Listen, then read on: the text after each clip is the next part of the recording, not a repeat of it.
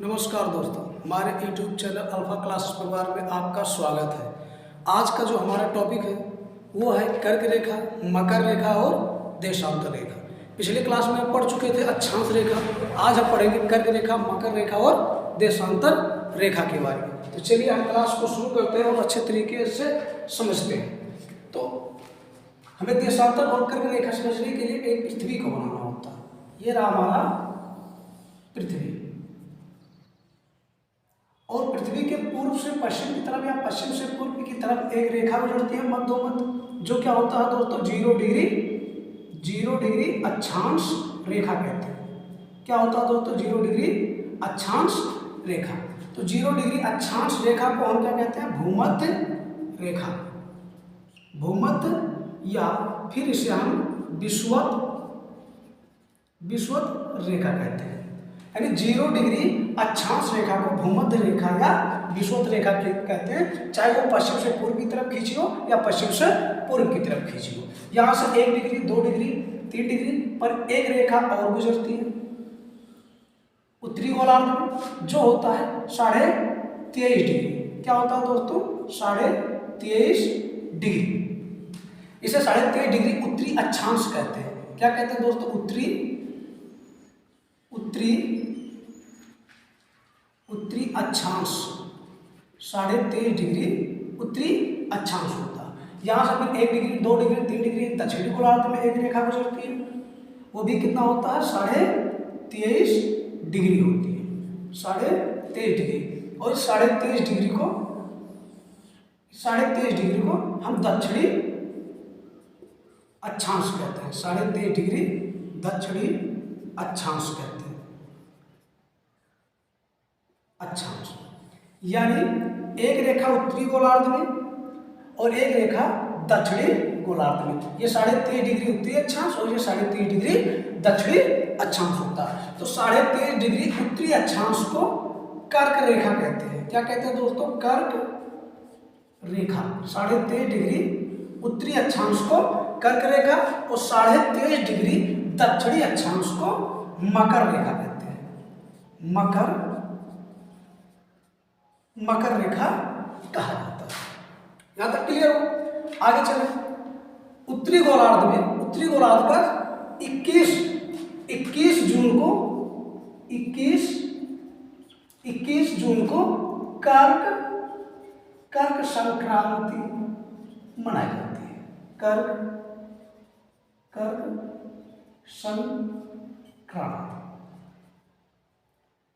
कर्क संक्रांति होती है। 21 जून को क्या होता है दोस्तों, कर्क संक्रांति होती है। और 22 दिसंबर को मकर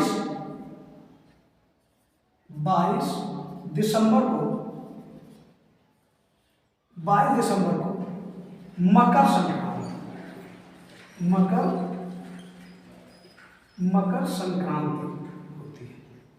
22 दिसंबर को मकर संक्रांति होती है। यहाँ तो बात क्लियर हो। 21 जून को क्या होता है दोस्तों, 21 जून को कर्क संक्रांति मनाई जाती है और 22 दिसंबर को मकर संक्रांति। 21 जून को यहाँ से क्वेश्चन बनेगा, 21 जून को क्या होता है, 21 जून को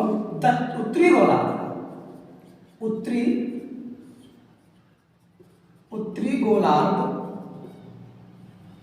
गोलार्ध का सबसे बड़ा दिन होता है। सबसे बड़ा दिन उत्तरी गोलार्ध का सबसे बड़ा दिन किस दिन होता है दोस्तों, 21 जून को होता है। और 22 दिसंबर को दक्षिणी गोलार्ध का सबसे बड़ा दिन होता है। 22 दिसंबर को दक्षिणी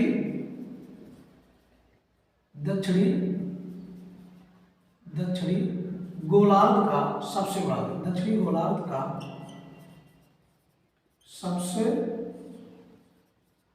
सबसे बड़ा दिन होता है।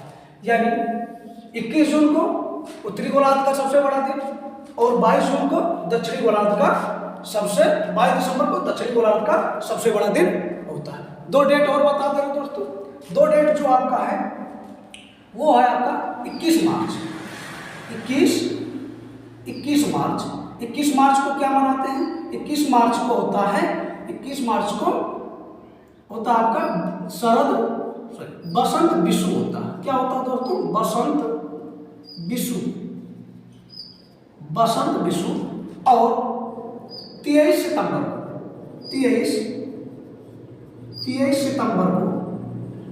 23 सितंबर को शरद विषु के रूप में मनाते हैं। शरद विषु। विषु का मतलब क्या होता है दोस्तों? विषु का मतलब होता है दिन रात बराबर। तो 21 मार्च को बसंत विषु होता है और 23 सितंबर को शरद विषु होता है। और 21 जून को क्या होता है? 21 जून को क्या होता है? कर्क संक्रांति। और 22 दिसंबर को मकर संक्रांति। उत्तरी गोलार्ध का सबसे बड़ा दिन 21 जून को, दक्षिणी गोलार्ध का सबसे बड़ा दिन 22 दिसंबर को। यानी यहाँ आज तक आपको बहुत अच्छे से समझ में आया होगा। और एक कर्क रेखा जो होती है दोस्तों, कर्क रेखा भारत के 8 राज्यों से होकर गुजरती है। कर्क रेखा कितने राज्यों से होकर गुजरती है? भारत के 8 राज्यों से। वो मैं आपको बता दूं कि वो 8 राज्य, यहाँ तक तो क्लियर हो गया कि वो 8 राज्य कौन कौन से हैं। वो ट्रिक के माध्यम से हम बताने वाले हैं। बस वीडियो के अंत तक बने रहिए कि कर्क रेखा भारत के कितने राज्यों से होकर गुजरती है। चलिए, यहाँ भारत नोट पॉइंट भी देते हैं।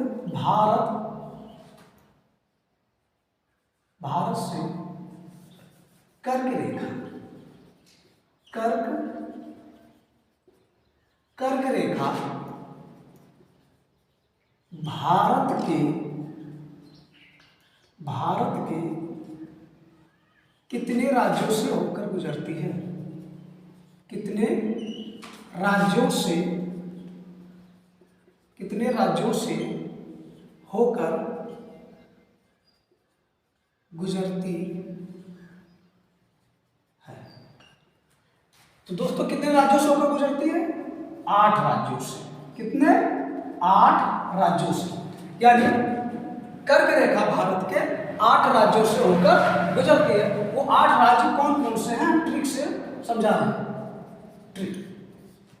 ठीक है दोस्तों, गमछा,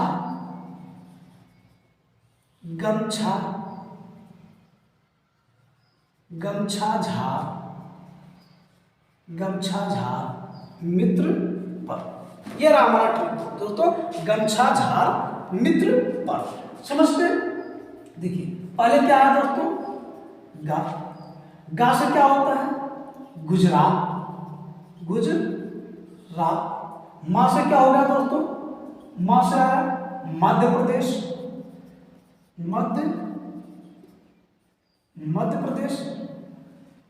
झा से झारखंड।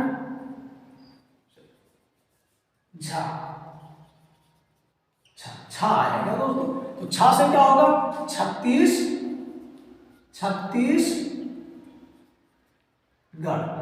क्या होगा दोस्तों? छत्तीसगढ़। उसके बाद में आ रहा है दोस्तों झा से क्या होगा? झारखंड। क्या होगा? झारखंड। उसके बाद में रा से होता है दोस्तों राजस्थान। मित्र से क्या होगा? मित्र से क्या होगा आपका? मी से होता है मिजोरम। मी आएगा, मी से क्या होगा? मिजोरम। और त्रि से क्या होगा? त्रि से होगा त्रिपुरा। और पा से होगा पश्चिम बंगाल। पश्चिम बंगाल। और यहां से आपके निकल के आएंगे, देखिएगा 1 राज्य 2 3 4 5 6 7 और 8 पश्चिम बंगाल। यानी कर्क रेखा भारत के इन 8 राज्यों से होकर गुजरती है। वो राज्य कौन कौन से? गुजरात, मध्य प्रदेश, छत्तीसगढ़, झारखंड, राजस्थान, मिजोरम, त्रिपुरा और पश्चिम बंगाल। ये 8 राज्य जो हैं कर्क रेखा भारत के 8 राज्यों से होकर गुजरती है। अब हम दोस्तों आगे पढ़ने वाले हैं देशांतर। आपने अक्षांश पढ़ चुके पिछले वीडियो में। जितने लोग नहीं देखे हैं वो पिछले वीडियो को देख सकते हैं। आपने कर्क रेखा को समझे, मकर रेखा समझे। अब हमें पढ़ना है देशांतर रेखा।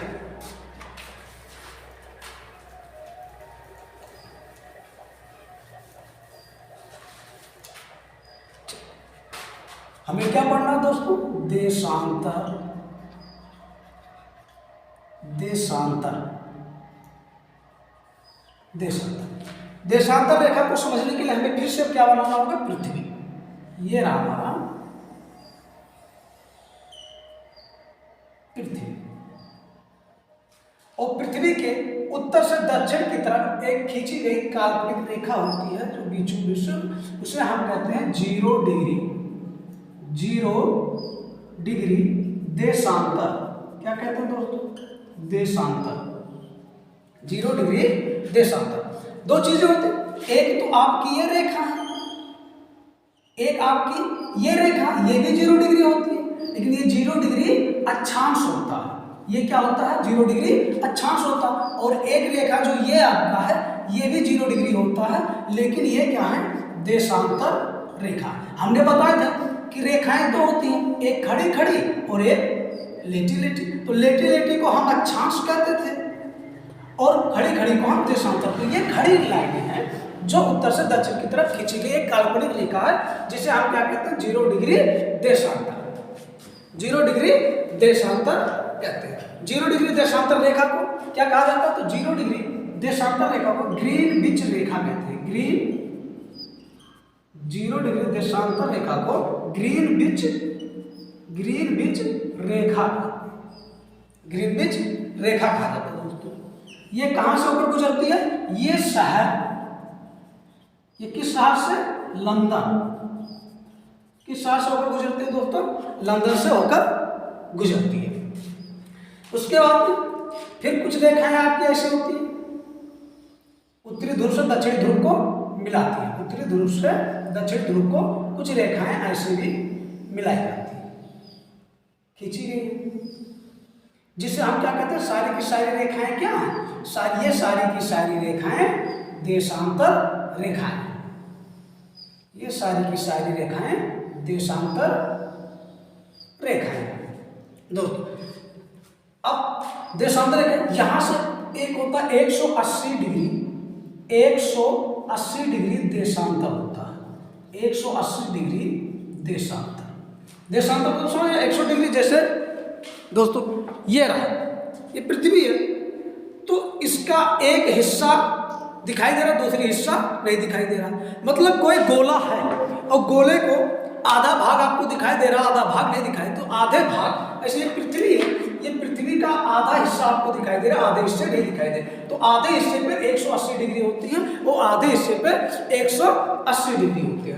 तो यानी टोटल अगर बात किया जाएगा तो टोटल देशांतरों की संख्या कितनी हो जाएगी दोस्तों? टोटल देशांतर की जो संख्या होगी वो होगा 360। टोटल देशांतर की संख्या कितनी दोस्तों?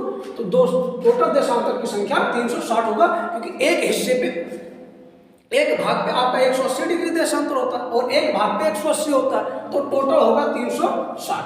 यानी ये 180 डिग्री आपको दिखाई दे रहा है, 180 डिग्री नहीं दिखाई, तो टोटल 360 होगा। अब 180 डिग्री को क्या कहते हैं? 180 डिग्री देशांतर रेखा को क्या कहा जाता है? तो 180 डिग्री देशांतर रेखा को अंतरराष्ट्रीय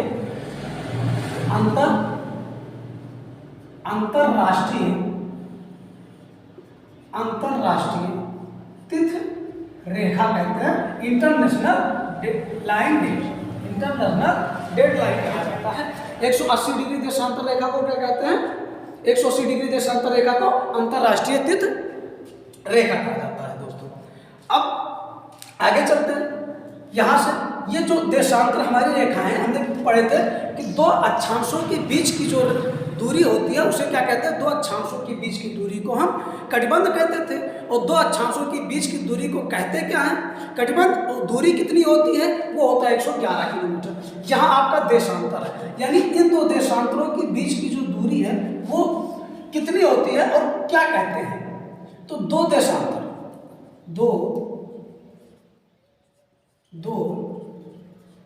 दो देशांतर की बीच की दूरी दो देशांतर के बीच की दूरी को क्या कहते हैं दोस्तों? दो देशांतर के बीच की दूरी को गोरे कहा जाता है। क्या कहा जाता है? गोरे। यानी ये जो दो देशांतर के बीच की जो दूरी है इसे क्या कहेंगे? गोरे। और इनकी दूरी कितनी होती है? इनकी दूरी होती है 111.32 किलोमीटर। यानी कितना? इन दोनों देशांतरों की ये जो बीच की जो दूरी है इसे क्या कहेंगे? 111.32 किलोमीटर कहा जाता है। अक्षांश क्या पूछेगा तो अक्षांश का 111 किलोमीटर होता है और देशांतर का कितना होता है? 111.32 किलोमीटर। अक्षांश की दूरी को क्या कहते थे? दो अक्षांशों के बीच की दूरी को क्या कहते थे? तो दो अक्षांशों के बीच की दूरी को कटिबंध कहा जाता था और दो देशांतर के बीच की दूरी को क्या कहेंगे? गोरे कहा जाएगा। यहां से दो क्वेश्चन और बनेंगे। दो क्वेश्चन बनेंगे कि सबसे न्यूनतम दूरी कहाँ होती है और अधिकतम दूरी कहाँ होती है। यानी यहां समझिएगा कि हमारे जो देशांतर की न्यूनतम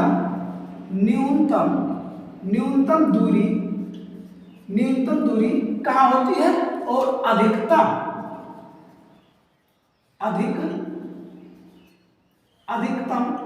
दूरी कहाँ होती है। तो दोस्तों हम बताएंगे अधिकतम दूरी कहाँ होती है? ध्रुवों को। यहां देखेंगे कि न्यूनतम दूरी आप देखेंगे दो देशांतर के बीच की जो न्यूनतम दूरी है वो कहाँ है?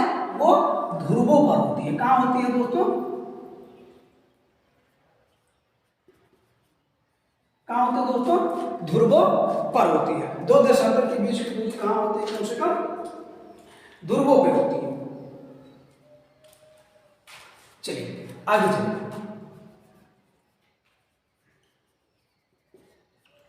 ध्रुवों पे होती है और सबसे अधिक दूरी देखेंगे तो कहां होती है? देखिएगा यहां कहां होती है? भूमध्य रेखा पे। भूमध्य रेखा